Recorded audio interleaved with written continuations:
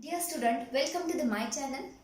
As you know, I am Komal and today I am going to explain about the TMDC material, that is the transition metal dichalcogenides material. So, before I going to start to the TMDC material, first I will explain about why there is a need to fabricate such type of the material. So, before the inventions of the TMDC material, there is the inventions of the graphene. As all of you know about the properties of the graphene. Graphene means it's a single layer of the carbon and which does not have the band gap. Means it has a very high electrical properties. But due to its zero band gap, we cannot fabricate some devices. That's why we require to derive such type of the materials which has its own band gap.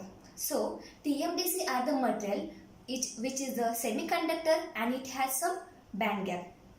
So the molecular formula of the TMDC material is the MX2, means M for metal and X for the chalcogen. But here name is the transition metal dichalcogenides. Means transition means it is a metal in the periodic table, that is in D block, and chalcogen means it is the elements comes under the family of the oxygen. Okay, but that oxygen family is also called as a chalcogen family. So that oxygen family comes under the elements like oxygen, sulfur, selenium and tellurium.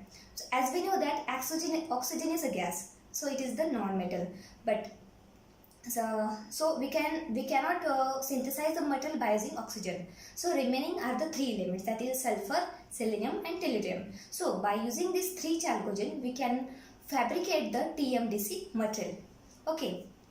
So we have the molecular formula, that is MX2.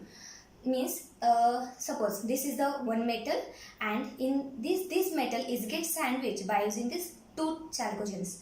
That is why it is called as a transition metal dichalcogenides. Okay, so however there is a different types of the TMDCs are material, like in a transition metal there may be a tungsten, molybdenum, rhenium. Okay, so by using that one metal, that metal is get sandwiched by using these two chalcogen. So metal is get synthesized. So this metal also have their electrical properties, mechanical properties, lots of. And also it has some band gap. That is why these semiconductor materials are very important in nowadays. Okay, but this TMDC material have some band gap, but that band gap is get changed by increasing the number of layers. If that TMDC material has a single layer, so it has the band gap and which shows the electrical properties. But as the number of layers increases, its direct band gap changes to the indirect band gap. So its electrical properties does not show. So in order to find out the electrical properties, that TMDC material almost show it must be formed in the monolayer form.